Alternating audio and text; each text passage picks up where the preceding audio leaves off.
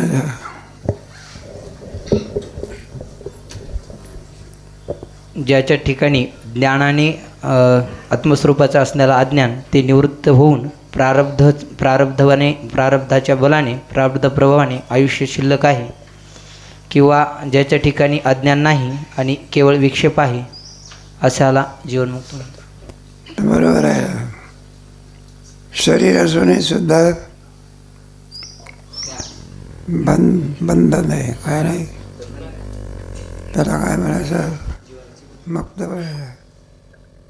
मुक्ताची व्याख्या आहे ना तुमच्या गीतेमध्ये सुद्धा आहे ना. मग स्थितप्रज्ञाची लक्षणं म्हणजे काय आहे का नाही. प्रजा आत्मेला आत्मनी एव आत्मना पृष्ठ. माझं जीवनमुक्त पुरुष आहे. त्यांनी कसं वागायचं याच्यावर विरोधी लोकांचा काय आहे पक्ष आहे ना.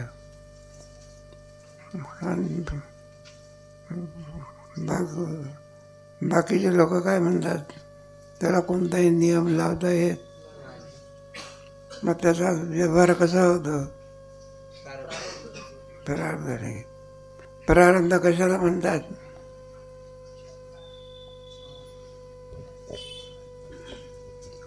बाकीच्याने सांगू अरे प्रारब्ध कशाला म्हणतात. इतका वेळ भोगाला आलेलं जे शरीर आहे किंवा संचितातलं जे कर्म भोगाला आलेलं आहे ह्या जन्मामध्ये ते प्रारब्ध म्हणतात. बरं आहे की. ज्ञान झाल्यानंतर किंवा भोगण्याकरता जे काढलेलं असते त्याला काय म्हणायचं, प्रारब्ध. आणि संचित कशाला म्हणतात, अनेक जन्मापासून जे कर्म साचत गेलेलं असतं ते संचित म्हणायचं. त्याला काय म्हणायचं, संचित कर्म. संचित कर्म म्हणायचं. असं 3 प्रकारचं कर्म जीवाच्या पाठीमागे लागलेलं आहे, संचित, क्रियमान आणि आता तत्ववेद्याचं संचित काय झालेलं असते, ज्ञान आणि संचित काय झालं आहे ना. बरं, क्रियमान जे आहे क्रियमान ज्ञानी पुरुषाला लागत नाही का, आपल्याला लागत असतं. आपलं जे क्रियमान असतं ना त्याच्यापासून पाप होतं, त्याच्यापासून काय होते, निषिद्ध कर्म केलं तर पाप होतं आहे ना, विहित कर्म केलं तर पुण्य. हे पुण्यही भोगावं लागतं आणि फळही भोगावं लागत असते. पुण्याचे फल कोणते आहे, लोकांतराची प्राप्ती आहे का नाही. आणि पापाची फळं, मग पापी माणसाला नरक तर दिसत नाही आहे कशावर. अरे जेल म्हणजे काय, नरक नाही तर काय, स्वतंत्र आहे का ते.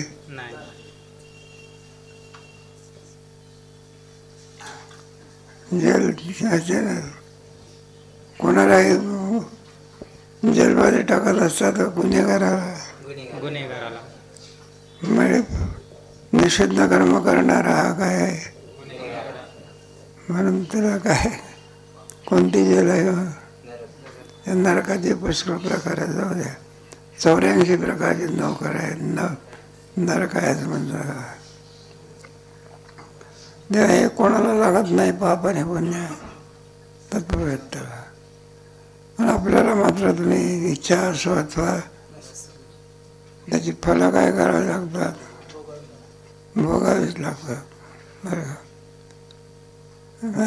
म्हणून कशा करता हे सगळं चाललेलं आहे. तत्ववेत्ताचा पुरुष आहे जो क्रिया करताना दिसतो, तर त्याला फक्त एक प्रारब्धच करणार काय, आणि त्याच्या क्रियेपासून पुण्य उत्पन्न होत नाही, काय होत नाही.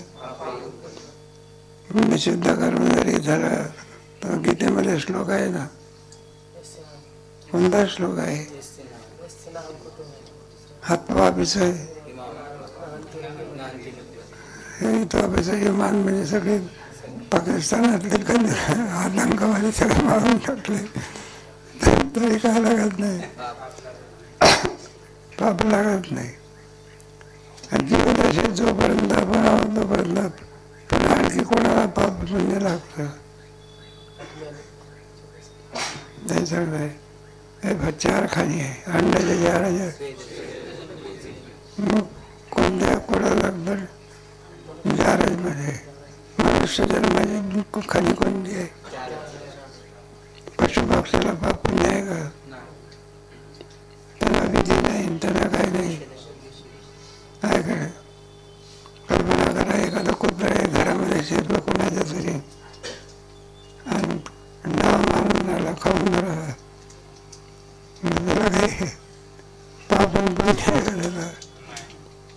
मनुष्य देहालाच फक्त आहे म्हणजे तीन खाणी याला काय नाही, पाप नाही, काय नाही, पुण्य नाही.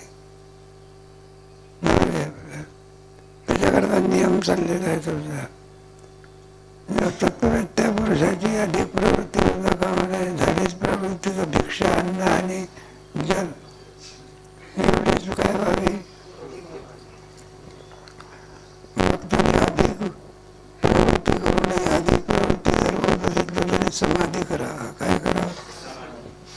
काहीतरी अवलंबून पाहिजे ना. बिना आधीपणाशिवाय मनाची स्थिरता राहू शकत नाही.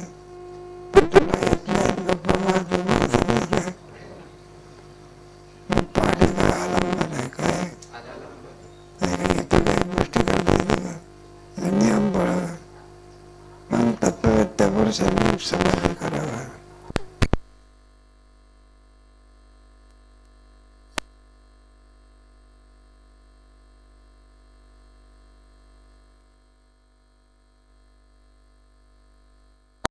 समाधीमध्ये त्याचे अंग एक आहे की तुमच्या गीतेमध्ये थोडक्यामध्ये आलेलं आहे. 6व्या अध्यायामध्ये समाधी समंग आहे. तो कसा बसत असतो तो आहे का नाही. एक राहत तेव्हा याचा समाधीचा प्रकरण चालू झालेला आहे. समाधीचा प्रकरण चालू असताना तुम्हाला समाधी लागू नाही तर एक विद्यार्थी होता मारुतीच्या वेळेला, मारुती बाबाच्या वेळेला पाठ डोळे लावून श्रवण करायचा. काय करायचं मग त्याला विचारलं, रे म्हणलं असं काय लावून सहज पाठ समय तर म्हटलं उत्तम प्रकारे समाधी लागते. मारुती बाबा म्हणाले समाधी कसली झोप लागते. इतकी सोपी आहे का समाधी? कोणी बसला आता करावं लागेल. त्याला 8 अंग आहे. अष्टांग योग होता. मग त्याला कोणते कोणते जसं म्हणजे यम नियम आसन प्राणायाम धारणा ध्यान 5 प्रकारचे यम 5 प्रकारचे यम म्हणजे माणसाला घेऊन जातात साध्य यम का. शौच संतोष तपस्वाध्याय ईश्वर परिधान आणि नियम अहिंसा सत्यवाग्रह ब्रह्मचर्य नियम असे 5 काय असं. तरंग 7वा परिच्छेद क्रमांक 7 समाधीचा प्रकार.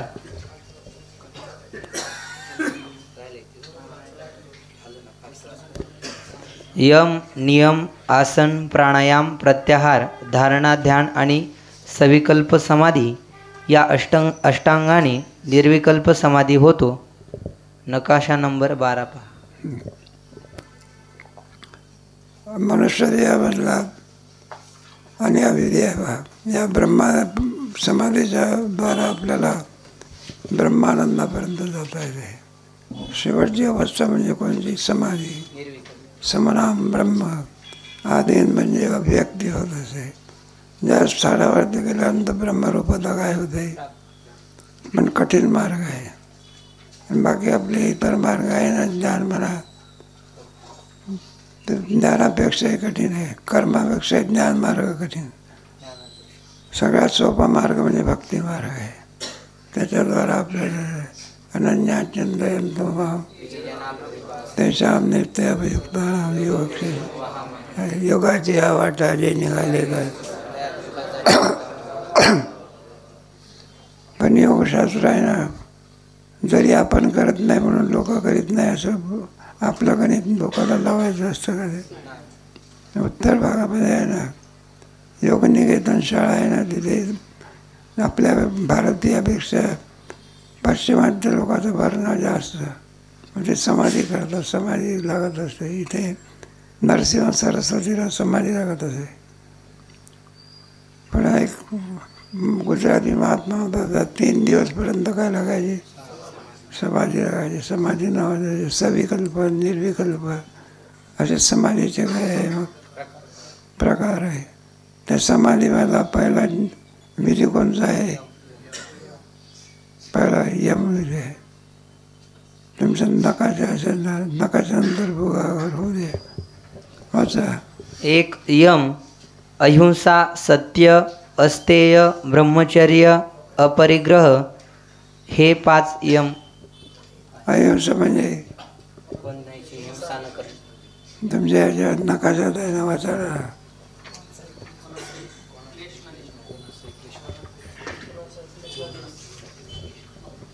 कोणासही क्लेश न देणे, काय न अहिंसा. केस न देणे, क्लेश क्लेश दुःख.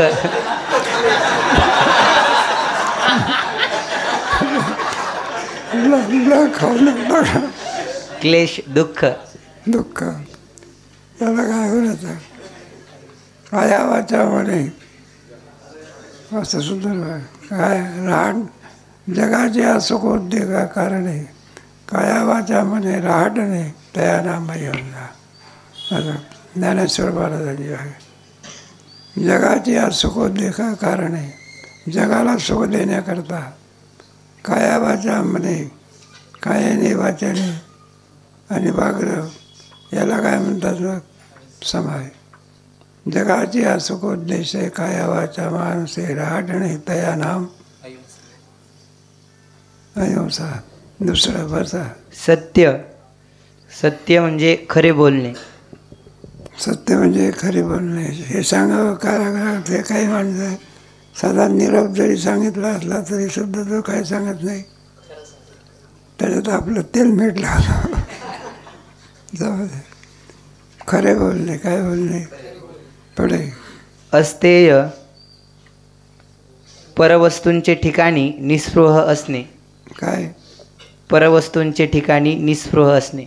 सर्व निस्पृह. निस्पृह निष्काम. नाही, निष्काम वेगळं. त्याला काय म्हणतात. स्पृहा म्हणजे इच्छा न ठेवणे दुसऱ्याच्या धनाविषयी, पुढे वस्तूविषयी. ब्रह्मचर्य. ब्रह्मचर्य सर्वत्र मैथुन त्याग. हो. हे व्रत आहे बरं काय. आणि इतर व्रतापेक्षा सुद्धा हे व्रत आयुष्यपर्यंत असतं. कधी व्रत इतर जे व्रत असते त्याला काहीतरी मर्यादा असते. पण ब्रह्मचर्य व्रत आहे का नाही. सोमवार व्रत म्हणा, आणखी म्हणा, कोणी एका दिवसाचं असते, कोणी अर्ध्या दिवसाचं असते. आणि ब्रह्मचर्य व्रत कुठपर्यंत असते, मरेपर्यंत असते. असं सगळ्यात कठीण व्रत आहे. पण अभ्यासू लोक त्या व्रताला काय करीत नाही, जुमानीत नाही बा. तरीसुद्धा काय करा.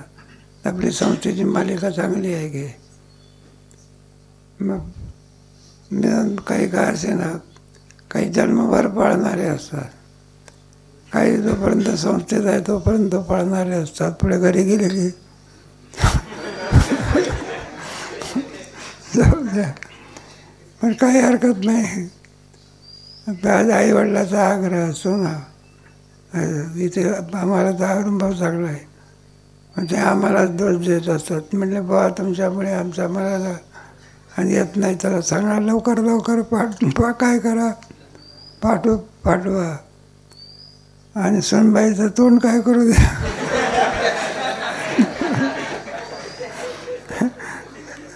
त्या लोकांची काय असते इच्छा असते ना.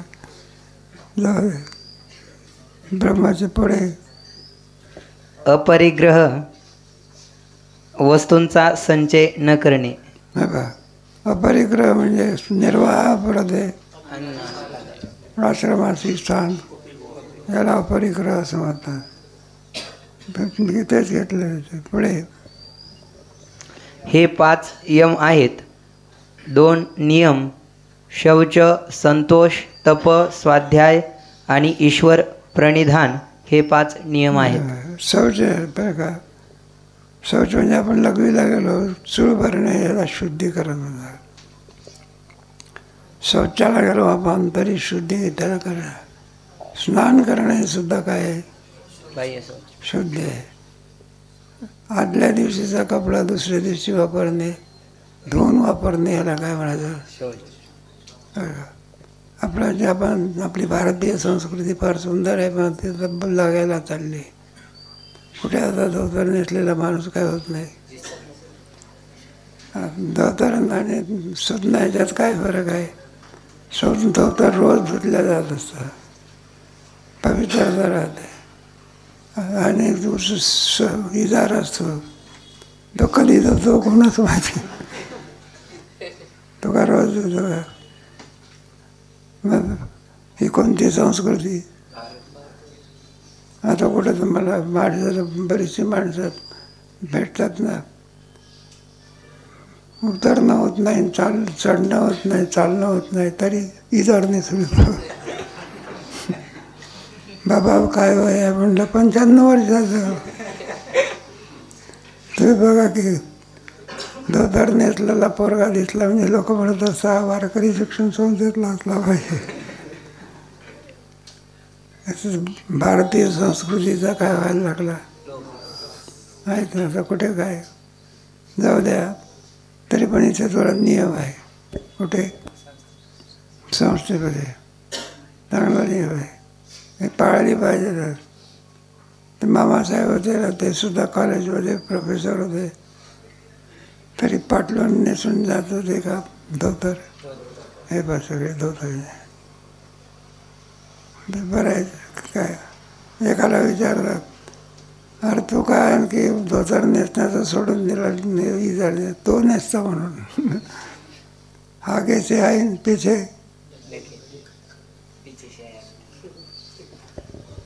शौच बाह्य आणि अंतर असे 2 प्रकारचे शौच. बाह्य स्नानादी शुचिता राखणे आणि अंतर शौच सत्वशुद्ध म्हणजे अंतकरण करणे.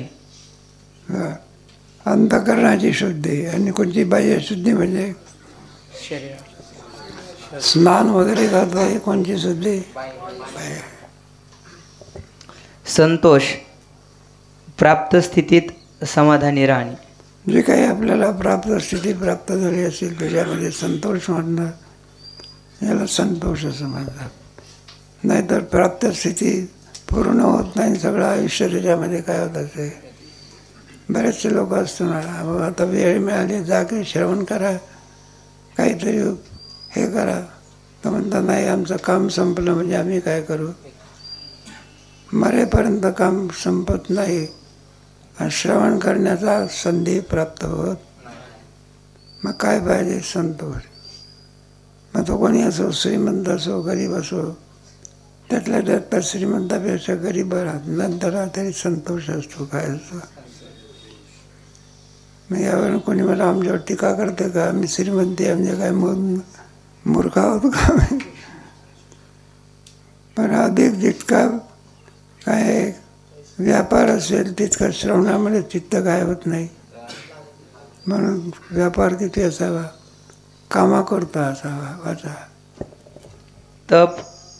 तप कायिक वाचिक मानसिक किंवा इंद्रिय निग्रह शीतोष्णादी द्वंद्वे सहन करणे, अल्प आहार घेणे याला तप म्हणतात. आता इंद्रियाचा सुद्धा काय केलं पाहिजे, निग्रह केला पाहिजे. आहे ना, अगदी सर्वत्र वर्जयित असं म्हटलेलं आहे. तेव्हा युक्त लागत असतं. काय लागत असतं नाही का. नाहीतर आपला निघालेला आहे प्रदक्षिणा मंगल कार्याच्या इथं मोठा हे लागलेलं आहे आणि तिथंच आपला उभा राहायला पाहत. संयम काय करावं लागतं. बाळगावा लागत असतो की नाही आहे. मग जो मग एक प्रदक्षिणा करेपर्यंत काही लोक नियम पाळत असतात. काही हरिपाठ म्हणतात, कोणी स्तोत्र म्हणतात. प्रदक्षिणा पूर्ण होईपर्यंत बोलायचं. चांगले नाही तर आपला गप्पा चालले. काय चाललंय म्हणलं, प्रदक्षिणा चालली.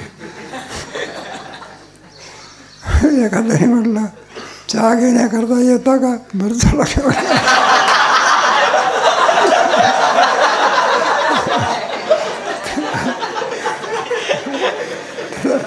नियम काय केला पाहिजे, पाळला पाहिजे. नाही तर काय आपलं ते काय काही हरिपाठ म्हणेपर्यंत लोक काय पाळतात, नियम पाळतात. काहीतरी संयम पाळल्याशिवाय कार्य पूर्ण होऊ शकत. पण इंद्रियांचा काय करावं लागतं, निग्रह करावा लागला. पुढे स्वाध्याय वेदशास्त्राध्ययन किंवा नाममंत्रादी जप करणे. काही अध्ययन माणसाने केलं पाहिजे, वेदशास्त्र वगैरे नाही का. संस्कृतला विद्यार्थी असेल तरी काय केलं पाहिजे, काही नियम आहे ना. गाथा म्हणा, ज्ञानेश्वरी म्हणा, भजनी मालिका म्हणा किंवा ग्रंथ म्हणा, याचा स्वाध्याय केला पाहिजे. काय केलं पाहिजे, त्याचा नियम करणे. त्या नियमाला वारकरी म्हटल्यानंतर त्याचा नियम असतो, जेवणाच्या अगोदर तो काय करणार, स्वाध्याय करतो ना. ईश्वर प्राप्तीच्या करता स्वाध्यायाची अत्यंत प्रतिपाद्य जो ईश्वरून तो व्हावया लागी गोचर. श्रुतीचा निरंतर हो काय करणे, अभ्यास करणे. याला विद्यार्थी तसे मजेच आहेत. पण कोणत्याही अवस्थेमध्ये स्वाध्याय करायचा असतो. काही लोक म्हणतात जोपर्यंत बाबा म्हटलं झाला की आता नाही का 20 वर्षाचं वय झाले, आता 21 वर्षाचं वय झालं, आता स्वाध्यायाची काय नाही. तसं नाही. स्वाध्यायाला वयाचा काही संबंध नाही, काळाचा सुद्धा संबंध नाही. वारकरी लोकांनाही दिवसा संधी मिळाली तर राहत, सायंकाळी का होईना नियम पुरा केल्याशिवाय राहत नाही. प्रत्येकाचे नियम असतात. स्वाध्याय म्हणतात. काय म्हणायचं पुढे. आणि ईश्वर प्रणिधान, ईश्वरार्पण बुद्धीने सर्व कर्मे करणे. आपण जे काही कर्म आहे ना, मनुष्य कर्म हा विधी मनुष्याला आहे. फक्त मनुष्य खेरीज करून त्याला कर्माचा काय नाही. जे काही कर्मशास्त्राने सांगितलं आहे ते मनुष्य द्यायला सांगितलं. त्या कर्म याच्यामध्ये पुन्हा प्रकार असतात. आश्रम, वर्णधर्म, ब्रह्मचर्य, ग्रस्त, अपरिग्रस्त, संन्यास वगैरे आहे ना. हे सगळे ब्राह्मण, क्षत्रिय, वैश्य, शूद्र, याला सगळे विधी सांगितलेले असतात. त्या विधीचं नाही का. म्हणून कर्माची फळं असतात ना, चित्त शुद्ध आहे. आता काय कर्माचा विधी, पण ते कर्म ब्रह्मरूप होण्याकरता कोणाकरता, मग कोणाला अर्पण केलं पाहिजे. ईश्वर यद यत कर्म करो मी अखिलम शंभो जवाराधना. परमेश्वराच्या ठिकाणी त्याची सांगता व्हावी एवढ्याकरता ते ईश्वरार्पण बुद्धीने कर्म केलं पाहिजे. त्याला ईश्वर प्रणिधान. अलीकडच्या काळामध्ये ईश्वरच मानत नाही तो कोणत्याला काय अर्पण करण्याचं काय, त्याच्यावर अर्पण करण्याचं स्वाध्यायच करीत नाही, काय करीत नाही. अलीकडच्या काळाचा महिमा आहे. बरे वारकरी शिक्षण संस्था आहे म्हणून बरोबर आहे. काही ज्ञानेश्वरी तरी नाही तर अलीकडे एक ग्रंथ आता मोडीत निघालेले आहे. कशामध्ये मोडीत म्हणजे गाथा ज्ञानेश्वरी बरं आहे. आळंदी आहे, आळंदी पंढरपूर आहे, काय तीर्थक्षेत्र आहे तिथं बरं आहे. दुसरीकडे ज्ञानेश्वरीचं पान फाडायचं, त्याच्यामध्ये पुडी बांधायची. काला येत असवाई तो ग्रंथ याचा उपयोग होऊन राहिलेला आहे अलीकडे. खरं तर त्याचं आहे, वारकरी म्हटल्यानंतर त्याचं पूजन करतो. काय करतो, बरं आहे. संस्था असल्यामुळे त्याचा प्रवाह चालू आहे. जर हे चांगले गुरुकुल असतील तर उद्या कोण वाचायला लागलं तुमचे ज्ञाने पुढे. 3 आसन. आसनाचे प्रकार अनंत आहेत. त्यात सिंह, भद्र, पद्म आणि सिद्ध ही 4 आसने प्रधान आहेत. त्यातही सिद्धासन अत्यंत श्रेष्ठ आहे. आसनाचा आणखी विधी सांगितलेला आहे. त्याच्यामुळे शरीराची स्थिरता राहत असते. ज्ञानेश्वर महाराजांनी सुद्धा बघा आसनस्थ वाचले. पद्मासन आहे कोणतं आसन. पुन्हा ऐकते वेळी सुद्धा काय असावं, आसन असावं. आसनाची अत्यंत एखाद्या देवाची पूजा झाल्यानंतर आपण काय करतो आसन, म्हणून त्याला आसन 84 आसनं आहे. ते तुमचे रामदेव बाबा त्याला सगळी आसनं करतात ते. आणि त्याच्या ठिकाणी बराचसा तिथे आहे. त्यांचं गुरुकुल आहे ना तिथे, फार मोठं गुरुकुल आहे हरिद्वारला. त्याच्यात नाना प्रकारचे हे केले जातात ते. तेव्हा त्याला आसन असं म्हणत असतात. आसनाच्या योगाने रोगाची सुद्धा काय होते, इतर औषधांनी तुमचा डायबिटीस जात नाही. पण आसनाचा जर विचार केला आणि साधन केलं तर डायबिटीस काय होतं, असं अनेक लोकांना काय आलेलं आहे, अनुभव आलेला आहे. पुढे त्याचे लक्षण असे की वामपादाची टाच गोदशिष्णाच्या संधीमध्ये दाबून दक्षिण पादाची टाच शिश्नाचे ऊर्ध्वभागी दाबावी आणि भ्रुकुटीमध्ये दृष्टी ठेवून स्थाणूप्रमाणे शरीराची सरळ आणि निश्चल स्थिती करावी. अशा स्थितीस सिद्धासन म्हणतात. आसनांपैकी कित्येक आसने रोगनाशक आहेत. सिद्धासन, पद्मासन हे आसन योगशास्त्रामध्ये का सांगितले, त्याला काही प्रयोजन आहे ना. काय आसन करणारा मनुष्यातला त्याची ढेरे कधी निघत नसते.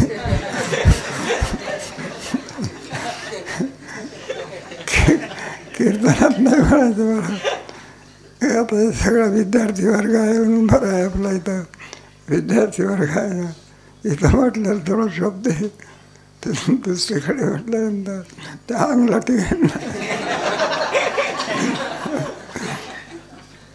सरळ एकाने काय राहता. आसनाचा काय परिणाम आहे. आणि आसनाच्या योगाने सगळा आळस निघून जात असं. काय जातं, मनुष्य फ्रेश होतो. अलीकडे फ्रेश होण्याची पद्धती कोणती आहे, आसनं आहे का. आता मग फ्रेश व्हायचं असेल तर सगळं पाश्चिमात्य संस्कृती आहे. एखादा काम करणारा मनुष्य कुठे बँकेत गेला, म्हणला लवकर लवकर आम्हाला आमचं जायचं आहे, तर म्हणलं आम्हाला फ्रेश होऊ द्या. फ्रेश म्हणजे काय, म्हणलं चहा होऊ द्या. फ्रेश करण्याची काय, एखादा ड्रायव्हर असला, हो लवकर लवकर गाडी चालवा की, नाही म्हणलं आम्हाला फ्रेश व्हायचं आहे. फ्रेश व्हायचं काय, म्हणलं बिडी पिऊ दे. साध्या आणि त्याच्यात आता गुटखा तर इतकं शिरलं आहे. ज्याच्या घरामध्ये निदान बिडी असून कशाची माणसालाच आहे, कशात आहे, पण गुटखा नाही का बिडी असून बायामध्ये शिरलेली नाही. आणि गुटखा बांधरा सगळी कशी सगळे. एखादी बस असली त्याच्यामध्ये माणसं बसल्यानंतर बरं का, तो प्रवास करता करता घाण करून टाकतात. बस काय करून टाकतात, घाण करून. असा विचित्र आहे. जाऊ दे, लोकांना किती सगळे सांगितलं त्यांना कळत असते तरीसुद्धा घटका. एका ठिकाणी आम्ही जातो, सीताराम मला माहिती आहे, तिथली ती म्हातारी काय करायची, गुटखा घ्यायची हे असते ना. बरं सगळे कपडे काय व्हायचे, मग ते तिची सेवा करणारी एक सेविका होती. म्हटले बाबा ते म्हातारीला सांगा तुम्ही काय करा, गुटखा खाऊ नका. ते ऐकलं बघा. काय केलं, त्या म्हातारीनं ऐकलं आणि मी जाता बरोबर खाणार खाणार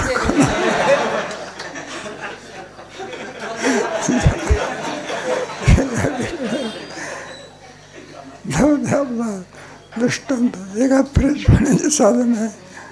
गुटक्यानं कुठं पोट भरत असते का? आणि सगळी कोणती संस्कृती आहे पाश्चिमात्य संस्कृती हे त्यात कमी पडलं बा. काही माणसं बा त्यांना म्हटलं चला की कुठे कामाला अमका तमका, म्हटलं नाही आम्हाला. चहाच्या ऐवजी अलीकडे कोण निघाला वाईन निघाले, त्याचं नाव काय ठेवलेलं आहे. आणि पुढच्या वाईनच्या पुढे कोणते दारू की अलीकडे ती सुद्धा घरामध्ये काय झालेली आता शिरलेली आहे. सगळी कोणती संस्कृती आहे पाश्चिमात्य संस्कृतीमध्ये पावित्र्य आहे काय नाही. आणि हिंदू धर्म संस्कृतीमध्ये काय त्याला शुचोपद आला ना. आसनांपैकी कित्येक आसने रोगनाशक आहेत, कित्येक समाधीची साधक आहेत. सिद्धासनच वज्रासन, मुक्तासन, गुप्तासन अशी नावे आहेत. हे बा आसनाचं प्रयोजन सांगितलं. रोग निवृत्ती करता आसनाची काय केलेली आहे उपाय सांगितलेले आहे ना. एक रोग निवृत्ती आणि दुसरं कोणतं सांगितलं आहे समाधी अवस्था. आसनाच्या द्वारा आपल्याला कोणापर्यंत जाता येते आणि रोगाची काय होते निवृत्ती. मोठा आहे फल आहे बघा. औषध घेण्याचं काही नाही काही काय. आणि योग करणारा मनुष्य आळस नावाचा वस्तू शिरत काही शिरत नाही. आळस नाही आहे ना. आणि आळस हा माणसाचा कोणत्याही कार्याचा शत्रू आहे. कोण पण उत्साह काय आहे सहाय्यक आहे. धृत्योत्साह समन्विता तुमच्या गीतेमध्ये 18व्या अध्यायामध्ये आहे. पुढे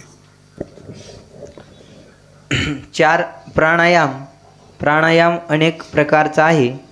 त्याचे सामान्य लक्षण असे की डाव्या नाकपुडीतील इडा नाडीने वायू पूर्ण करावा, म्हणजे आत ओढून घ्यावा. त्या प्राणायामाचे 3 प्रकार केलेले आहे. एक कुंभक, एक पूरक आणि एक रेचक. 3 प्रकार.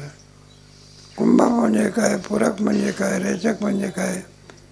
मग आपण प्राणायाम करायचा ना. प्राणायामाने आयुष्य वाढते. बुद्धीची तीव्रता काय होते. मग बरोबर ते वायू बरोबर काय करायचं आसन लावून डाव्या नागपुडीने असा ओढायचा.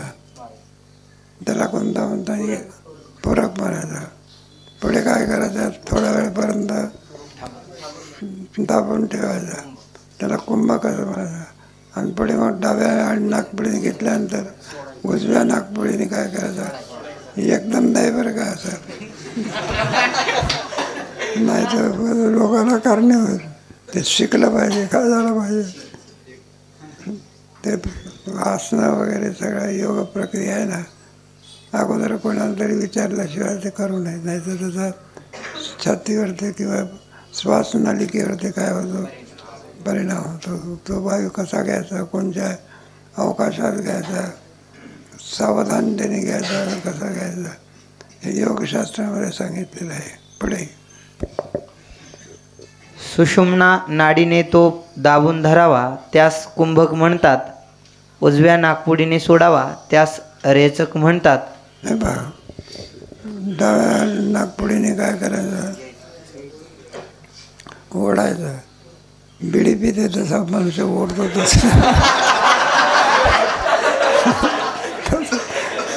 तसा नाही ओढायचं.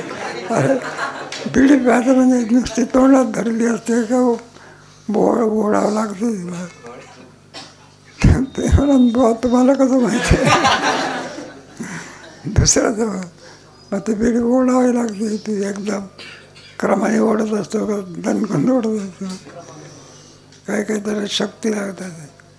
एक म्हातारा होता बघा पण तो गंजेष्टी होता. काय होता बिडी पिणं वेगळं आणि गांजा पिणं अजूनही आहे ना. आपल्या दक्षिण भारतात कमी आहे बघा. उत्तर भारतामध्ये काय जास्त आहे. त्याचे शेतात पेरलेलं राहतं. म्हातारं आहे 80-90च्या पुढे गेलेलं आहे. पण ते व्यसन काय होत नाही, ते सुटत नाही बघा.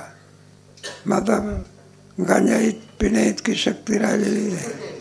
मग एखाद्या तरुण पोराला बोलावलं, म्हणलं हे बाबा इकडे काय करायचं बाबा, म्हटलं गांजाची चिरीम आहे काय चांदा का भर की त्याच्यामध्ये गांजा मग काडीनं पेटाव की. म्हणजे बाबा प्या की तुम्ही. नाही म्हणलं मी पेत, माझ्या अगोदर तू त्याचा कार्यक्रम करायचा. मग त्याने काय केलं, आपला कार्यक्रम करायला सुरुवात केली.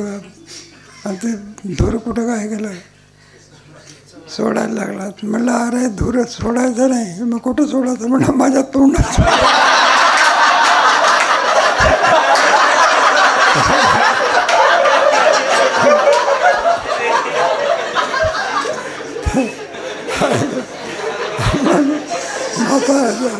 तोंडात सोडल्यानंतर म्हातारा काय करतो, जाऊ द्या दृष्टांत द्या. कसं करता हे सांगितलं.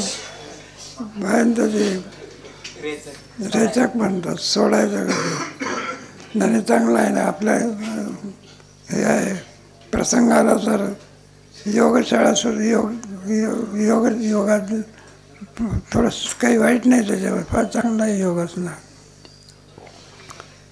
थोडा एक विभाग कोणता असावा, योगाचा असावा. एक विभाग थोडा व्यायामाचा असावा. काय करायचं, शाळेमध्ये सुद्धा काय शिकवतात पोराला, काय करता. आज किती महत्त्व आलेलं आहे व्यायामाला, खेळायला सुद्धा. का आता अभ्यास करून करून करून तो असा होऊन जात असतो. काही त्याला काय पाहिजे, काही व्यायाम पाहिजे, काही योग पाहिजे. आणि योगाचा म्हणजे खाण्यापिण्यामध्ये त्याचं हे राहत असतं. म्हणजे जोग महाराज सुद्धा काय करत होते, योग करत होते. पूरक, कुंभक आणि रेचक या तिघांस प्राणायाम म्हणतात. त्यात पुन्हा अगर्भ आणि सगर्भ असे 2 प्रकार आहेत. पण त्याच्यामध्ये 2 प्रकार आहे, अगर्भ आणि अगर्भाची व्याख्या कशी आहे माझा. प्रणवोच्चार रहित प्राणायाम तो अगर्भ आणि प्रणवोच्चार सहित तो सगर्भ म्हणावा. डोंगरे महाराज करायचे भागवत सांगण्याच्या अगोदर ओमचा उच्चार करून काय करायचे, ओमचा उच्चार करून असेल तर तो सगर्भ म्हणायचा. आणि ओमचा उच्चार जर करीत नसेल तर काय म्हणायचं, अभर्भ. त्याची प्रतिक्रिया होत असताना आपल्या कोणत्या साधनामध्ये आपण एकदम आता पाठ आहे पण अगोदर काय म्हणतो, पुंडलिक वर्ग आहे. कीर्तन जरी असलं तरी एकदम आपण व्याख्यानाला सुरुवात करतो का देवाच्या नावाने सुरुवात करतो. मग अगोदर नमनामध्ये जे काही प्रकार आहे ना, म्हणून कोणत्याही क्रियेला नमनातून सुरुवात करायची. कशाची आहे ना, नमनातून म्हणतात. नमनातून काय आपण काय करायचं, सुरुवात करा. मंगलाचं म्हणतात, काय म्हणत असतात. आता इथं नाही का तुम्ही विचारसागराची जरी सुरुवात करायची असली तर मंगलापासून करतात ना. ज्ञानेश्वरीमध्ये सुद्धा मंगलापासून. ज्ञानेश्वर महाराजांनी सुद्धा कोणत्याही अध्यायावरती व्याख्यान करण्याच्या पूर्वी प्रत्येक अध्यायात काय ओम नमोजी वेद प्रतिपाद्या जय जय सुसंवेद्या. आपली भारतीय संस्कृतीची काय परंपरा आहे. बडे 5 प्रत्याहार विषयापासून सर्व इंद्रियांच्या निरोधास प्रत्याहार म्हणतात. इंद्रियाचा स्वभाव आहे विषयाला पाहिल्यानंतर तिकडे जाणं हा त्याचा काय, मग त्याला आवरलं पाहिजे त्याला प्रत्याहार. एखादा माणूस तरी सुद्धा इंद्रिय असतात ना. एका पुराणिक भावाची पोथी चालायची, त्याच्यामध्ये लोक जे असतात ना त्यामुळे इथून तिकडे असं मान करायचे असे मान. त्याच्यामध्ये एक मांजर होती आणि ती मांजरसुद्धा त्याची पाळीव मांजर होती. पाळीव कुत्र असतं ना, जिथं मालक गेला तिथे कोण जात असते, पाळीव मांजर होती. आणि ती शांततेने काय आहे काही काही नाही. इथे संस्थेमध्ये कुत्रं होतं बा. गुरुजी मनाच्या मागच्या जन्मातला वारकरी असला पाहिजे. ते एकादशीच्या दिवशी भाकरी खात नाही, टाकलं तरी काय काय. ज्या अर्थी भाकरी खात नाही त्या अर्थी काय असली पाहिजे. आणि बरोबर देवची दिंडी जाते ना, इथून दिंडी निघाली की दिंडीच्या बरोबर जायचं ते. आणि देवला गेल्यानंतर कसं आळंदीला यायचं कोणाच माहिती. पण पुन्हा शांताराम गुरुजी म्हणे या मागच्या जन्मातला काय असला पाहिजे. पण चुकून त्याला कोणता जन्म झाला. मग ते पाळीव कुत्र जसं मालक जायला ते मांजरसुद्धा पुराणिक भावाच्या जवळ बसायचं पण शांत ते. मग तो काय करायचा, पुराणिक भाव दुकानामध्ये म्हटलं बघा आमचं बांधरसुद्धा कसं बसतं, शांतच ऐकतं. तुम्ही एवढी माणसं असूनही सुद्धा शांतच, इकडे असं आणि इकडे तसं. त्याच्यात एक चॅप्टर म्हणून होता, तो म्हणला पुराणिक बा सारखा आम्हाला चिडवतो, बा मांजर कसं ऐकते, मांजर कसं ऐकते. किती वर्ष आहे. त्याने काय केलं आहे, चॅप्टर मांजराने एक उंदराचं पिलू असं घेऊन पुराणिक बाबाने म्हटलं बघा मांजर कसं ऐकतं, शांत ऐकतं इकडे. आणि त्या मांजराच्या समोर काय टाकला आता मांजराला आणि तिथे वाहणार उंदीर दिसत टुंडकड पुराणिक बाबाच्या डोक्यावरून आतापर्यंत शांत होतं. एवढ्यावरून इंद्रिया जिंकली आहे का. मग इंद्रिया जसा मांजरीचा स्वभाव आहे काय काय का नाही, तसं इंद्रियांचा स्वभाव आहे विषयाकडे काय काय नाही. मग तुम्ही कितीही प्रयत्न केला तरी कोणाकडे धाव घेणार नाही. मग आपण काय केलं पाहिजे, संयमाने काय विषयापासून आवर न्यायला प्रत्याहार म्हणायचं. काय म्हणायचं,